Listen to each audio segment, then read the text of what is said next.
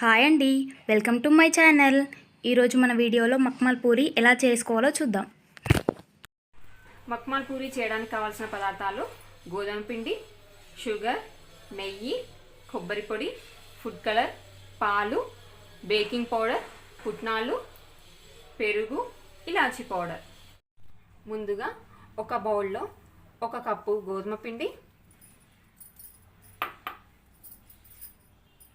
1 spoon baking powder, 2 స్పూన్ల నెయ్యి,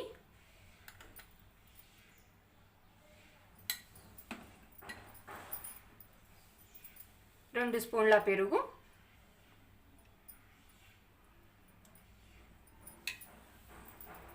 ఇవన్నీ వేసి కలుపుకోవాలి.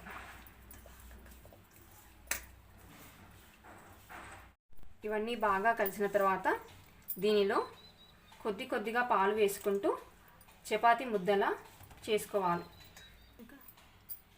పాలు అనేది ఆప్షనల్ అండి, మీకు కావాలంటే నీళ్ళు పోసుకుంటూ కూడా చేసుకోవచ్చు. పిండి మొత్తం ఇలా మెత్తగా కలుపుకోవాలి. ఇలా ఉంటే సరిపోతుందండి. ఇప్పుడు దీని మీద కొద్దిగా ఆయిల్ వేసి కలుపుకుందాం. ఇలా కొంచెం టచ్ చేస్తూ కలుపుకొని పెట్టుకోవాలి.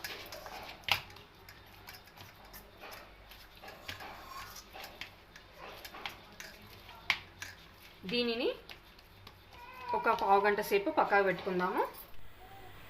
ఇప్పుడు స్టవ్ ఆన్ చేసుకొని ఒక బాండీ పెట్టుకొని దీనిలో 1 కప్పు షుగరు, ఏ కప్పుతో అయితే షుగర్ తీసుకున్నామో అదే కప్పుతో వాటర్ని కూడా తీసుకొని మరగనివ్వాలి. షుగర్ బాగా కరిగిన తర్వాత ఇలాచీ పౌడర్, ఫుడ్ కలర్ కూడా వేసి కలుపుకోవాలి. ఫుడ్ కలర్ ఉంటే వేసుకోండి, లేకపోతే స్కిప్ చేసేయండి. పాకం బాగా తీగ పాకం రానవసరం లేదు. కొంచెం జిగురుగా అనిపించగానే స్టవ్ ఆఫ్ చేసుకొని పక్కన పెట్టుకోవాలి. తర్వాత ఒక మిక్సీ జార్లో 1 కప్పు పుట్నాలు, 2 లేక 3 స్పూన్ల చక్కెర, 2 ఇలాచీలు వేసుకొని మెత్తగా మిక్సీ పట్టుకోవాలి. ఇలా మెత్తగా మిక్సీ పట్టుకోవాలి. ముందుగా కలుపుకున్న పిండిని తీసుకొని దానిని మళ్ళీ 2 సార్లు కలుపుకొని చిన్న ముద్దలుగా చేసుకోవాలి. ఇలా ముద్దలన్నీ రెడీ చేసుకున్న తర్వాత వాటిని పూరీల్లా చేసుకోవాలి. ఇలా అన్ని పూరీలు చేసుకొని పక్కన పెట్టుకోవాలి. ఇప్పుడు మరో ప్యాన్లో పూరీలు కాల్చుకోవడానికి సరిపడా నూనె తీసుకోవాలి.